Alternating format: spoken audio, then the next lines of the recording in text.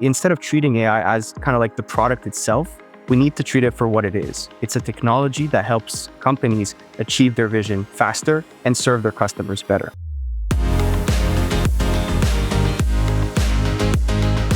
Welcome to another episode of the Ecommerce Toolbox Expert's Perspective. Today's a really, really special and important episode. First and foremost, it's our 100th episode, and I'm joined by the wonderful Filip and Rob. Welcome, boys. Thank you. Hey, thanks. Thanks for having us. Finally, he invites us. We're honored guests. What a privilege. I hear it a lot from these two. For those that don't know, Rob and Phil are my partners. We all work together. They're the co-founders of Noibu. We all started this thing back together, which seems like a long time ago. And the podcast now is at about 100 episodes.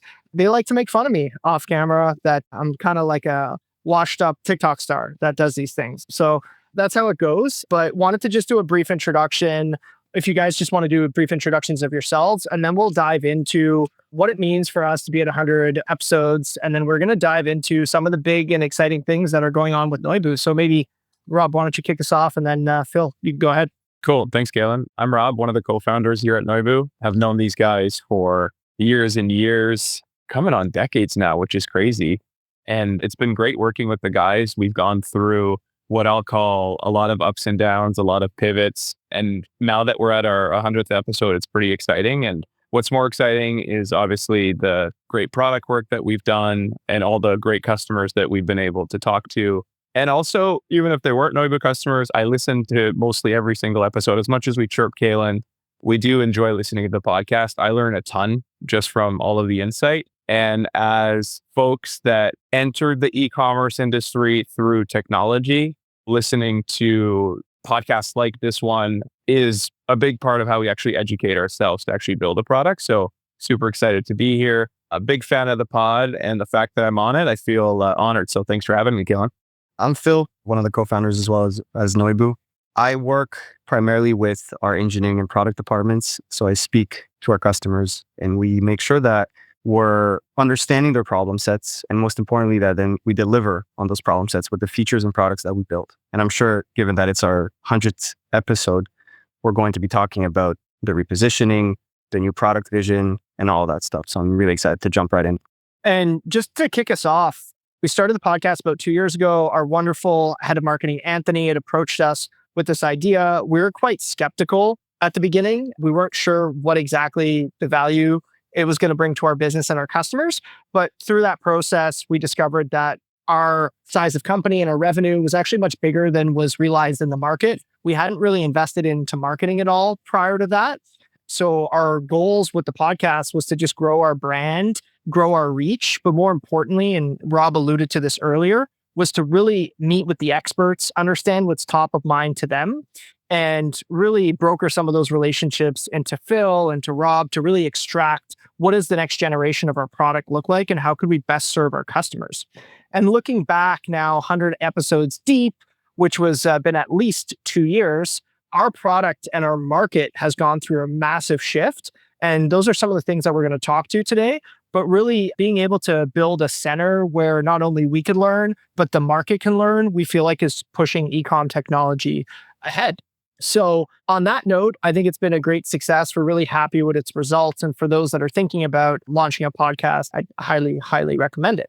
I'm going to pass it off to Rob to talk a bit about what our mission is today. And I think it's really important. There's a really famous saying that you can't understand where you're going unless you understand where you've been. And maybe talk us through where we've evolved from launch to today. And as everyone who's listening hopefully knows, we've just gone kind of a major change in our product strategy, which we're rolling out due to the fantastic work of the team and mainly spearheaded by Phil. But maybe Rob, why don't you kick us off by educating us a bit about the launch to today and taking us through a bit of a history lesson? For sure. Sounds good. So I think it's only fair to start at the genesis of Noibu, which brings us back, I think, over a decade or nearly a decade now to 2017, where candidly, Phil, Kailin, and I, we didn't really know what we were doing. All we knew was we wanted to build a technology company in the retail and e-commerce space.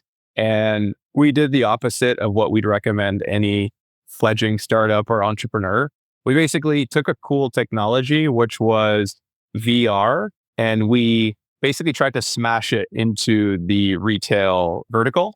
And what that actually looked like from a product standpoint is we tried to create 3D and VR shopping for brick and mortar stores that they could put onto their e-commerce website. So picture something like Google Maps, where you can go on Street View, walk through the city.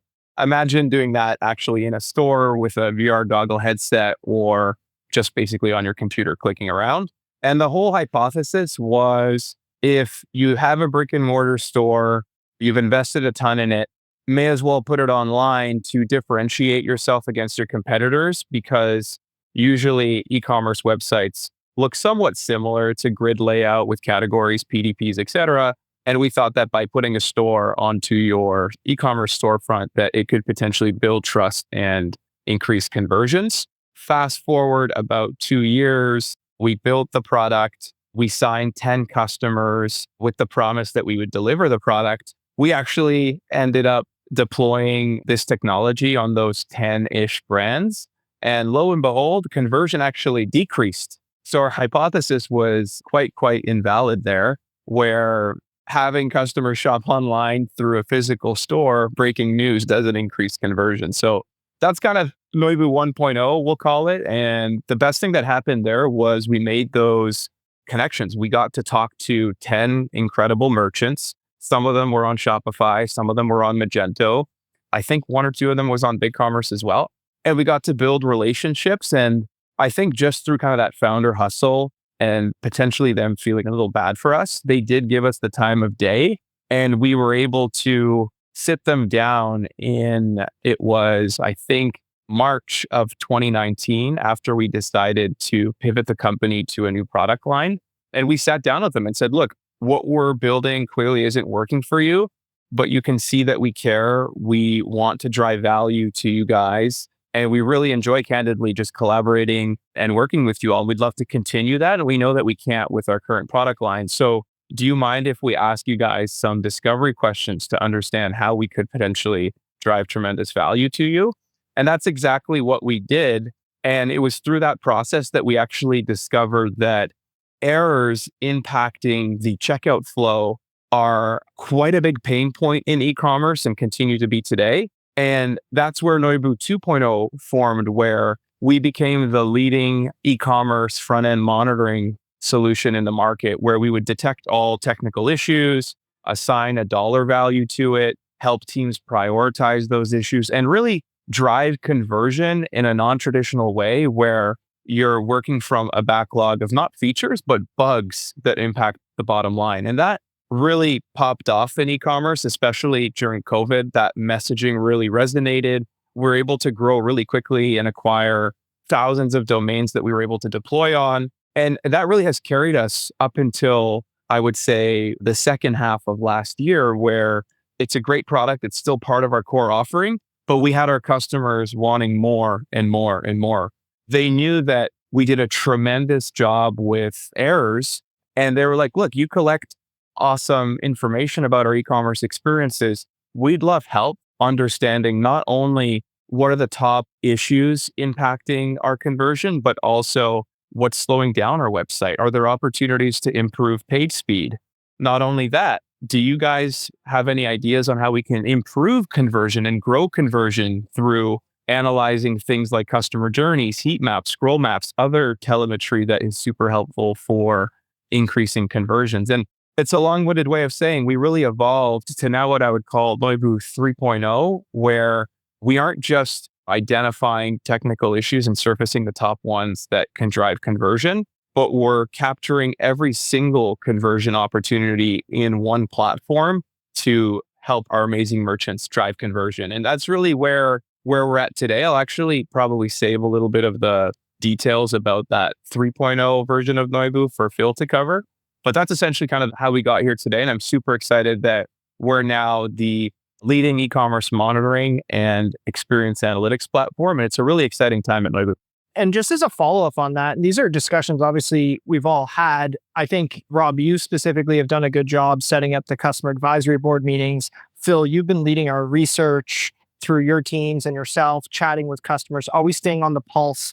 One of our investors and friend of the show, John Maris, He gave me a book a long time ago called What Got You Here Won't Get You There. And I feel like through the different researches that your team put together, Phil, and through the cab with you and then the podcast, we somehow started to triangulate towards the back half of last year that what got us here aren't going to get us there. And Phil, I'll pass it to you to really understand, is there market dynamics that changed? Is it just maturity of the market, or did something inherently change in Noibu for us to come to this conclusion? I think it's a combination of both of those things. The market is definitely evolving. The e-commerce market is totally maturing, and Noibu also needed to change. And the market is evolving because the platforms are evolving. Shopify, BigCommerce, Salesforce, Magento, they're all evolving. And so with them evolving, obviously they provide better services to their customers. The tools that our customers have access to are also evolving. You have better tools to monitor your e-commerce flow. You have better tools to monitor your errors. You have tools to such a variety of tools that you can put in your tool set to do your job. And with that, obviously the end merchants, our customers, they end up benefiting from that. And their needs change as their tooling changes, as the platform change. And then obviously that pushes us to change. With all of these things changing, what is still constant? And by talking to all of our customers consistently, even with all of this market changing, with the platform changing, the tools changing, they were still struggling to understand pretty much a fundamental thing in e-commerce, how to drive more revenue, whether it is through conversion rate optimization, whether it is through fixing the most important errors, whether it is through increasing AOV. They had all these tools and the platforms are evolving, and they still couldn't have a crystal clear answer as to how to actually improve those most important metrics. And so we kind of took that learning, we took the fact that everything is changing, and we've embedded that into the team, into the company to kind of spit out that V3. It's not just about errors. The platforms are changing, they're evolving, things are changing. How can we solve the first principle pain that still exists with all of these things changing? And that was kind of the genesis of that V3 idea. We need to stay relevant as your environment keeps changing as well. You're right. And it's so refreshing when we hear some of our customers validate this. We obviously have a very famous customer in Majuri. And another friend of the show, Rohit, their CDO over there, was mentioning to us the other day that a few things have changed in the last few years as to what Phil's saying is now completely bang on with where the market's going. We're seeing more and more people move towards a platformized e-com. So a homegrown, self-built solution is a thing of the past. More and more marketing and IT are getting smashed in under one org, under a chief digital officer or some equivalent title. And what you're flagging, Phil, I think is completely accurate, where if the platforms are changing and the team structures are changing, the tooling is going to change. The days of the engineering team working out of the Datadogs and the New Relics, and the days of the marketing team working under Full Story or Hotjar are disappearing. Like, these teams are having to collaborate more. Their goal at the end of the day is to drive conversion. Doesn't matter if it's coming from a bug, a user flow, or performance. And I think that's very, very refreshing as a product vision. It's something that's resonating. And Rob, I'm curious, if you had to describe in a single sentence what Noibu stands for a year ago and now, what do you think those are, and how has that really evolved? Good question. So back last year, I would say we were the leading solution at detecting all of your technical issues, prioritizing them with a dollar value, and providing all of the technical information to close the loop and recover that revenue. Really a point solution for front-end errors on an e-commerce website. And I would say that we've evolved into a platform that captures all of your data needed to inform, to basically capture and provide you with all of the information needed to drive up your conversion rate in a single tool, single pane of glass, without having to switch tools, whether it's a technical issue, a performance issue, a UX issue, all within one platform. You'll be able to align all of your teams cross-functionally to drive up your conversion rate. That's a little bit more than a sentence, but I do think it was worth kind of going into a little bit of detail there. I think that makes a lot of sense. And Phil, a follow-up question for you. It's a hot summer here in Ottawa. I was swimming in a pool of a friend a couple of weeks ago, and their 65-year-old dad looks at me and goes, "That AI thing, is that going to ruin your business?" I'm like, that's a very profound question.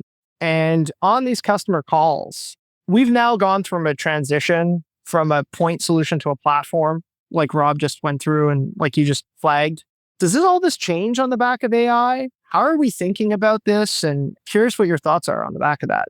Yeah, very profound question from that gentleman at the pool. A smart man. But it's honestly a good question. I'll give a potentially controversial take on this whole AI space. There's a lot of excitement about AI, and excitement can be dangerous because we're just excited. We don't think about the risks, the benefits. We're not properly evaluating what's happening. And I think the best stance to take at this point for any company is that this AI or the current state of LLMs is a technology, is a tool, a technology and a tool that companies can use to get to their vision faster and ultimately serve their customers better. And so how we're thinking about AI is how can we use that technology to make sure that customers understand why exactly conversion rate dropped 5 days ago. They can understand the relationship between performance, errors, user behavior in a better way. They can communicate with the tooling that they already love in a natural language. And so instead of treating AI as kind of like the product itself, we need to treat it for what it is. It's a technology that helps companies achieve their vision faster and serve their customers better. And what kind of like this mindset has allowed us to do is to treat it with caution, not get excited, not just kind of slap AI onto our products and call ourselves an AI company. It's to really test this AI, make sure it's accurate, make sure it's solving a real problem. And we've gotten great results by doing that. People have started using our AI products or our AI tests, and we're going to keep doing that. And we're going to use this technology to further our mission and get to our vision faster. If I'm a customer, Phil, what does this mean for me tactically? What can I do now that I wasn't able to do before in its present form? And how do you envision my work changing long-term through the adoption of AI tools? Well, if you're a current customer and you probably have a team of analysts, at the very least one, and your conversion rate, you just launched a new marketing campaign. Traffic is flowing, but conversion isn't there. Today, what you do is you ask your analyst or analysts, please go figure out why. Tell me why my new product or my marketing campaign isn't converting as much as I expected it to. That takes a week. You come back with some results. Maybe you're going to run an A/B test. But in a lot of cases, you kind of say, I don't know. Hopefully it gets better. In this, what we're currently working on, what we want to achieve is that instead of you having to interact or to group a bunch of people together to get these answers in a matter of weeks, we want to provide you with a platform where you can just ask that question. We have that data. We can give you those answers as soon as possible. And then not only are we able to answer your question pretty much as soon as you ask them, but then we're able to recommend what should you do about it. And so the time to action goes from weeks, maybe even months in some cases, to minutes, hours, and that has a lot of impact. I love that. And I completely agree. And I think we're already starting to see it. And Rob, I know you like to hop on customer calls to really stay close to the customer. Do you have a customer story and anecdote as of late that kind of accentuates how our repositioning is landing? That's a good question. I think one that comes to mind is a company called Cozy Earth. So Cozy Earth was using a pretty complicated tool stack. They had a digital experience analytics tool, so session replay, heat mapping, etc. And then they had an error monitoring tool that was pretty good at error monitoring. And then they also had Noibu in the mix as well to specialize in prioritization of front-end issues. And they came to us with the problem of, hey, our tool stack is pretty complicated. Our DXA is pretty specific. It's pretty complicated, and it's only useful for a certain type of user. And every time our engineers try to collaborate with the business teams, they struggle. And then on the other side, that technical tool was not super accessible by the business users. And now that our vision really is to become the one tool for all conversion rate collaboration, we came with them with essentially a demo. We let them try the product and it spoke for itself. They ended up opting just to go with Noibu alone to solve that entire problem of growing their conversion rate and maintaining their conversion rate from a technical standpoint, largely due to the simplicity of having not necessarily all of the data, but the right data presented in a certain way that solved the entire problem for them. And they were able to simplify process, simplify their tooling, and candidly save some money in the process as well. So that was a really cool win. And we were super pumped about that one, definitely validating the approach that we're taking. Yeah. And I think we're seeing it all over the field. A lot of people are over-tooled candidly, COVID, people signed up these long contracts. Maybe they're compressing digital and technical teams into one. It's an interesting perspective. And Phil, on your side, from a product perspective, how does this repositioning expand the opportunities moving forward as to what we can innovate into next? Do you have some insights into some of the problem areas that are adjacent to this that you think we want to continue expanding into? Totally. Noibu was so focused on errors for quite a time, and kind of going into this new iteration of Noibu with this new repositioning, we're really speaking the language of the e-commerce people. Errors is a subset of the things that they care about, but it's not the whole story. And the whole story could probably be or summarized as, in e-commerce, you care about conversion rate, you care about average order value, you care about how much money you're spending on ads, you care about your general traffic. And then errors kind of fits into the category of conversion rate. Certain errors can cause your customers to leave the website, which impacts your conversion rate. But that's only one out of those four things that I've just said. And with this new repositioning, our product engineering team gets to focus on each one of these problems specifically. What are the problems that exist in AOV, for example? How do you increase AOV? Well, an idea could be you add recommended products, but is that data informed? Do you know that when people buy a shoe, they will also buy that specific type of pants? Or is that the best guess from our customers? And sometimes those guesses are perfect. They work because of that intrinsic experience. But in many cases, they can't predict what the shoppers want. So they need data-informed decisions. Since now the product and engineering teams and the design teams are focused on each one of those categories, they can pinpoint specific pains and build that into Noibu. And back to our AI conversation, allowing a conversation to flow between the AI system, the AI intelligence, Noibu intelligence, and the end customer, the end user. Which products should I recommend for my brand new shoes? Well, now that I've collected all of the data that's ever happened on your e-commerce site, I can actually recommend the products you should recommend. I can tell you that. And it's not a guess, it's based out of real data. And so to summarize all of that, we can finally speak the entire language of e-commerce. It's not just about errors. It's a whole set of complex things together.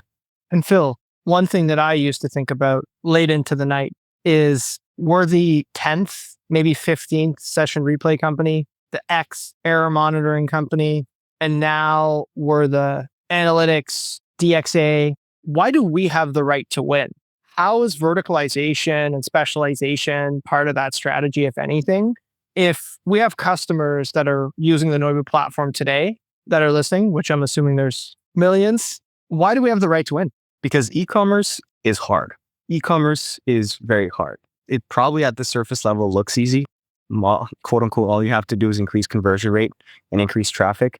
And when you're kind of serving a horizontal market, so you're serving multiple industries, you don't get to appreciate the complexity of e-commerce. And so you solve the surface levels. I'll display your conversion rate over time and job's done.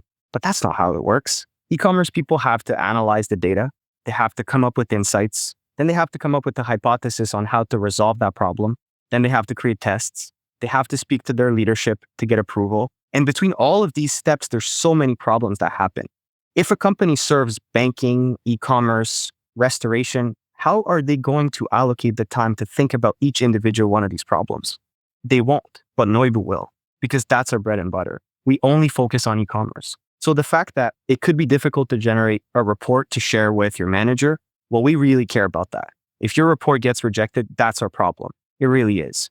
But it may not be the problem of the people that serve tens of industries, because it's just a tiny problem in their whole set of problems that they want to solve, but it's our biggest problem. So that's why we have the right to win, because we only focus on e-commerce, and the smallest amount of friction in their workflows is our biggest problems. It's the problems we need to solve, and it's that we need to serve our customers for that reason. I mean, you sold me. Sign me up for another 10 years of this. Rob, you know, e-com, there's a lot of transition in leadership roles. A VP here becomes a VP there. There's a lot of, I'm apprehensive to make up a stat, but I feel like the average tenure is 18 months. Maybe give us a bit of insight where you've had to meet with an executive on an existing customer. Maybe they're familiar with some of the generic tools in the market. And in speaking with them, how did you convince them? What was the aha moment that made them realize that they need a verticalized tool like Noibu now that they're in the role that they're in? It's a good question. I think usually it's a pattern. So this is not one example. It's a culmination of numerous conversations. And for context, I meet VPs, C-level nearly weekly and just have conversations, talk about Noibu, talk about their world, what they're working on, etc. And the common feedback I get when I ask, why Noibu? Why do you continue to select us as a partner today, in the future, and in the far future? It comes down to really that e-commerce expertise, not only in the product, which Phil did an amazing job describing. I'm not going to reiterate that. That is referenced, but it's also our customer success team, which are e-commerce professionals. They're not technology professionals. They're e-commerce professionals. They're trained on conversion rate, AOV, traffic, marketing campaigns, etc. They speak the language of an e-commerce manager, a product owner, an e-commerce developer. They understand the platforms. They understand the integrations.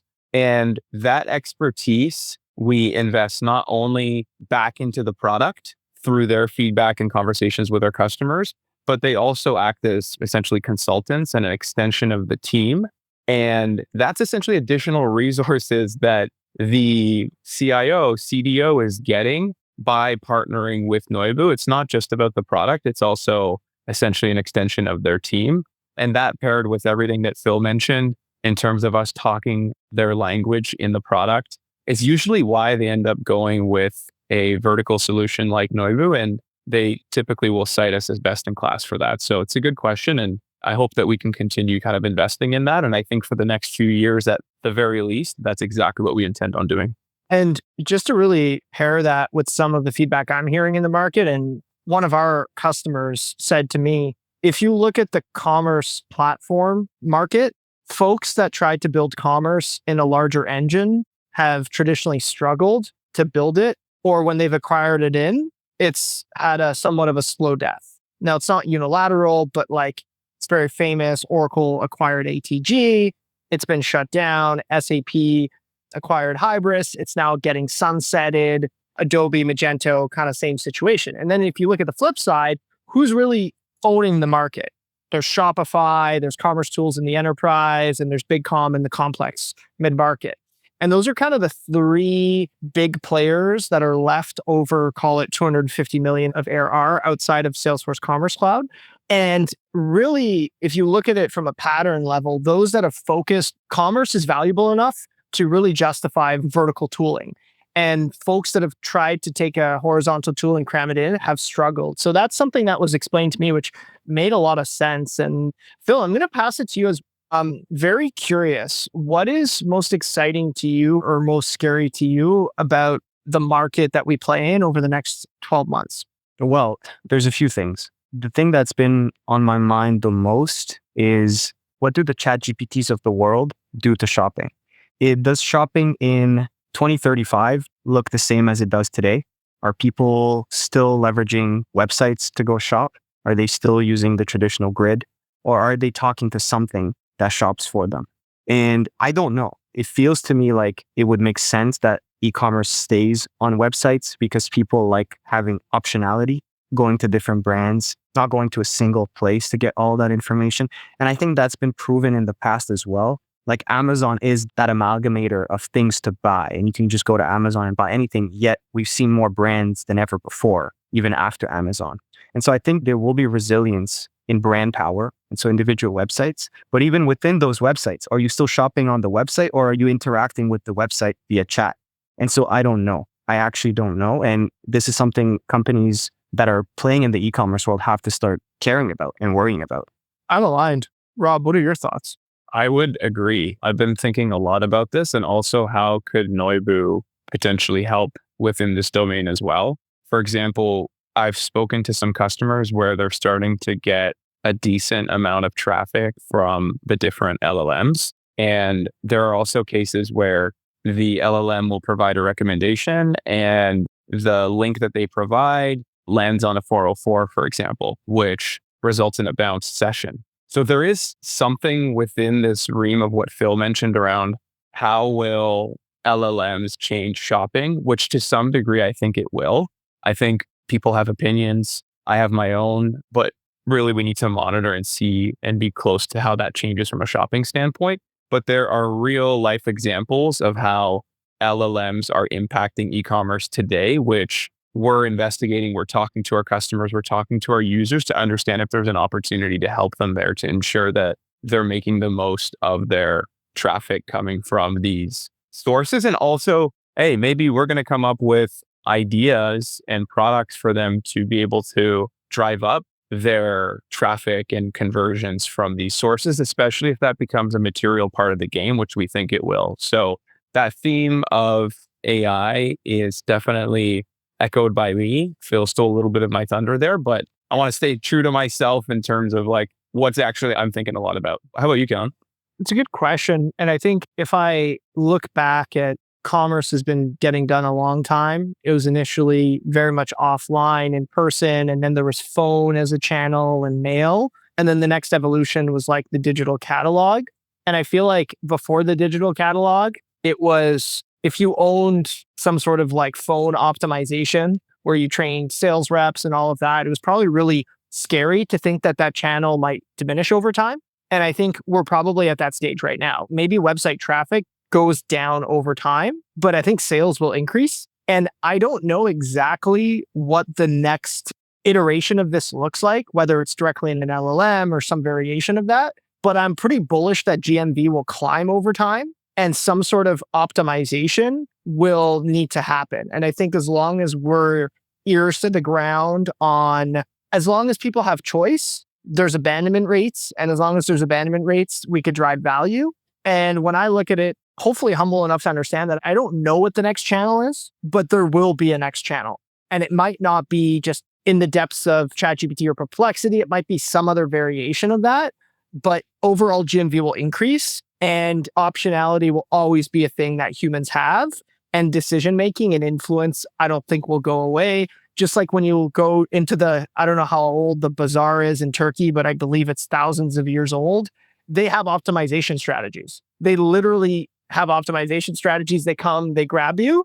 Then on the phone, you have phone pressure, you have infomercials, and then you have the pop-up banners and these virtual CRO on the website. So like whatever that next channel is, there will be some optimization strategies that go into that. And I think we're very well positioned to be that platform and continue to evolve with the market. But candidly, I don't know what that is yet. I'm really, really excited to find out.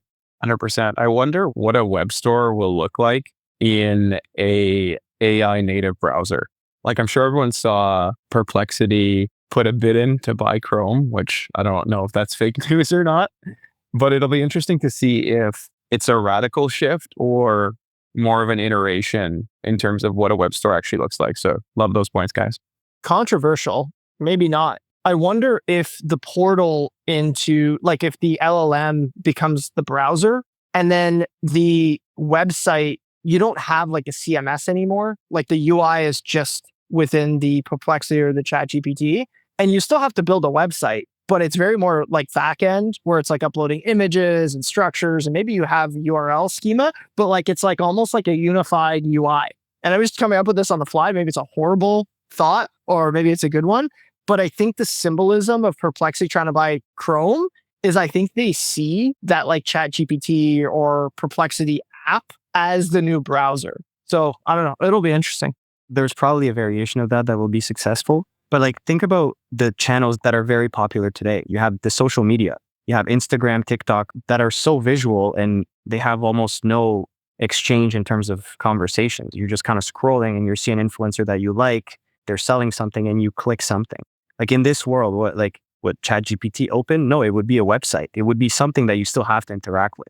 And I feel like commerce, as we kind of grow our dependence or grow our relationships with AI, we're going to want to seek more relationships with actual humans. So the importance of influencers is actually going to increase.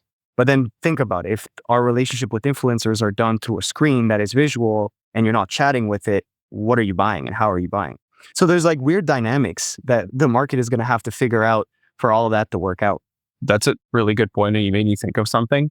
Another pie in the sky idea is you'll land on a website and that's to be determined what that is. Maybe it's still what it is today, or it's directly embedded in something like ChatGPT. And really the only change is it still looks and feels like shopping because people love hunting for things, especially if it's luxury items, but it's really powered by AI and If Phil, for example, goes on a website, the content is dynamic to what Phil wants and it changes on the fly. And it goes above and beyond a lot of these recommendation tools and seeming AI recommendation engines where candidly, a lot of you listening probably don't understand if it's working or not. But this technology potentially has the power to actually do it because through memory and understanding who Phil is and his interactions within that browser that's potentially powered by an LLM, the content will be dynamically loaded and increase conversion from maybe an average of like 2% to like 10% because everything it's feeding could potentially work. Pie in the sky idea. I think Rob's onto something. It's like, think about the current shopping experience. Even if you know what you want to buy on an e-commerce website, you still have to go on the website, figure out the menu, figure out where the pant section is. And that's kind of tedious. Ideally, it would just give me the exact pant I'm looking for. And imagine a website where it kind of knows me. It knows that I'm running out of pants, that I need new pants, and boom, it's my favorite pair of pants on my favorite brand's website, and I can just buy. Like my experience with that brand is magical, and I'm going to keep coming back. And so because the website feels tailored to me, it knows me. I don't have to go through the struggle of navigating the grid. And so it's weird how like we started with the conversational chat experience and now we're going back to the like website experience, but it's hyper personalized because it knows me so well. But for sure, there exists a hybrid world where that website also exists in this AI native browser. Well, Phil, let me ask you a follow-on question. The data that ChatGPT has about you, if it was to serve you products from your favorite retailer, would it show you everything on the website? No chance. Okay. What would it not show you for sure? It would show me what it knows that I want. And it probably knows that very well. So it would show me all the things that I don't want to see. You know what I mean? Yeah. So like, it's not going to show you women's clothes. It's not going to show you stuff that's not in your size. It's not going to show you, you don't live in Antarctica, so you don't need like whatever, a parka or whatever it is, or it's the summer. Like there's so much wasted time and attention because you build a website and then like you try and funnel people towards the part of the website that's most interesting to them. But who's best positioned to know your size, your this or that, just through acquiring the data? So it then comes to, are these microsites going to get spun up through that portal? Or maybe you just have like a universal ID. I don't know. That one's probably too pie in the sky where like a website. But I agree, Rob, what you said about the website adjusting to you makes sense. And then there's additional context. Like maybe you're actually shopping for your mom, you're shopping for your wife, your sister, whatever it is.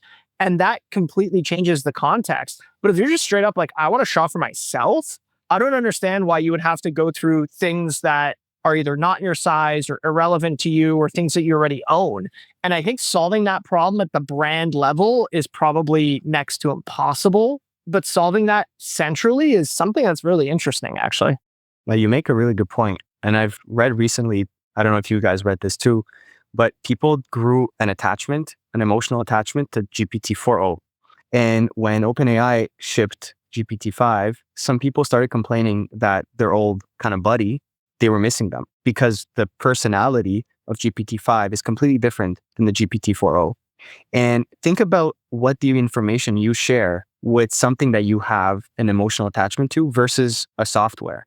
Like I'm much more likely to share who I actually am as a person if I have an emotional attachment to the thing that I'm talking to. And as a result of this thing, knowing who I am, what I actually like, the recommendation that it can give me are significantly better. But I would never share that with Google. Google couldn't pick up the fact that, I don't know, I don't like cashmere, for example, because like I tell ChatGPT that my skin itches every time I wear this sweater. Like Google can't pick up on that. Yeah, give me tips on how to like not make my skin itchy with cashmere. They would know that and not recommend cashmere. That's super smart. Exactly. Guys, this is an interesting thread. And candidly, I think my opinion is the biggest thing that could get disrupted is the UI layer. I think what still first principles has to happen, you need to craft products, put them somewhere with a price, sell them, capture transactions, and influence behavior of customers. And I think potentially how that's consumed, whether it's some of what we just discussed or something else, is definitely poised to change. And I think we're seeing that traffic levels of websites, or at least this is what I'm hearing in the field, right? Everyone's, oh, my ChatGPT traffic is increasing, my Google traffic's decreasing. I think that is something that we haven't experienced. Like Google's had a quasi monopoly on this for at least 15, probably closer to 20 years. And I think when traffic sources start to change, the underlying technology underneath it is going to have to change as well, if that makes sense. Unless you're going from like a Google to a Bing, but like the era of blue links is kind of starting to die. So like right now, blue links are being embedded into a different interface, but I don't know if that's the best user experience. If you think about Instagram and Twitter, they deprioritize external links. And that's for a reason, because when you kick someone out of your app, your attention drops. So like maybe right now it's getting blue linked, but I don't see how LLMs continue to blue link, right? But I'm not the expert. This has been a phenomenal conversation, and we should definitely all have these types of conversations more often.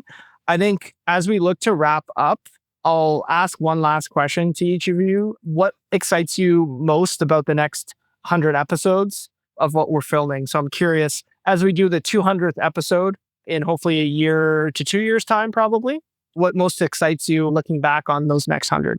I'm excited to track the progress of how leading merchants are using AI within their workflows, but also within their commerce experiences off the vein of what we just talked about. I know it might seem like I'm copying, but I'm actually not. I think it takes a long time to do 200 episodes, and a lot will change by the time we get to episode 200. And some of what we talked about 30 seconds ago might actually be answered by episode 200. So that's what I'm excited about. Nice. Two things, really. The first one is selfishly, I'd love to understand how a single platform that speaks the language of e-commerce can obviously serves our customers, but can help existing customers or existing e-commerce owners. And I'm wondering how that sticks. And I'm curious to hear more experiences on the podcast of them using this new version of Noibu. So that's a little bit of a selfish answer. And then the second thing I'm actually excited to learn and to discuss and to listen, because you're going to be leading all of them, Kailin, is brand loyalty. With the increase of optionality that where the consumer is brand agnostic, can't really see the brand, how are the brands going to evolve to help with brand loyalty? What are the tactics that the brands are going to start to use to get their customers to come back to only their content, to only their merchandise? Because if I am interacting with ChatGPT and ChatGPT is recommending me products from different brands, what makes me want to go to a specific brand? And so I'm very curious what these brands will do to earn the loyalty of the consumers. Interesting. By the way, just this is a rogue thought.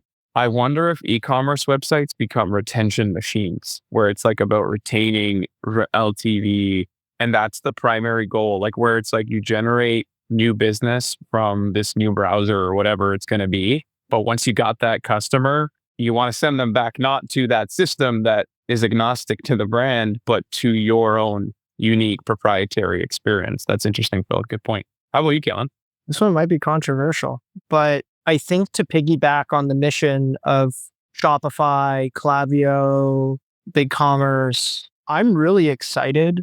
I think some of these insights, due to software cost and human capital constraints, have been inaccessible to the broader market. And just to really paint that simply, my brother runs an e-com shop. It's about, call it, hopefully gets to 500,000 of GMV this year. For him to hire an analyst, buy a session replay software, buy a performance monitoring software, and like have someone go in, and then from there, open up insights with an agency or figure out how to make those changes himself. I think what we see with technology is as it gets better, it's better, cheaper, faster. It starts to enable creators and people that are very passionate about their products to not only put them on the internet and sell them, but I think the next path of that is to actually influence the demand and drive conversion, very similar to the first person at the Turkish bazaar that figured out that if you actually step out of your booth and go to the person, you can get them to convert. And I think that what Shopify and these platforms did so elegantly well is they demystified generation of a store. And I don't think anyone's demystified the optimization of a store yet. And I think we have such a big opportunity to demystify the optimization of a store. Sometimes I look at these sales reports and I'm like, okay, sales are up 200% this month, but then they grow 20% this month. Like, why? Like, why is the pacing different? And net, when you're growing, it's all good. But I don't know how to answer those questions, candidly. And I don't even know that if all the best of breed tools were bought overnight and layered in, I think you'd be switching between all the tools. And I think that we're best positioned to solve it today. I think we have the headest. I think we're furthest ahead But to answer your question, I'm most interested in how we can demystify conversion rate optimization through grouping on all these different products and making that broadly available so that not only the people that have the most resources, but everyone else can profit from it as well. Cool. Thank you guys so much for your time and really appreciate you folks hopping on. And for all the listeners, we are always open to feedback. Please find us all on LinkedIn and send us a note. Thank you so much. Thank you. The E-Commerce Toolbox Expert Perspectives is brought to you by Noibu. To find out more about Noibu and how we can help you debug your e-commerce site and rocket your revenue, visit www.noibu.com. That's Noibu.com. And then make sure to search for the E-Commerce Toolbox Expert Perspectives on Apple Podcasts, Spotify, Google Podcasts, or anywhere else podcasts are found, and click subscribe so you don't miss out on any future episodes. On behalf of the team here at Noibu, thanks for listening.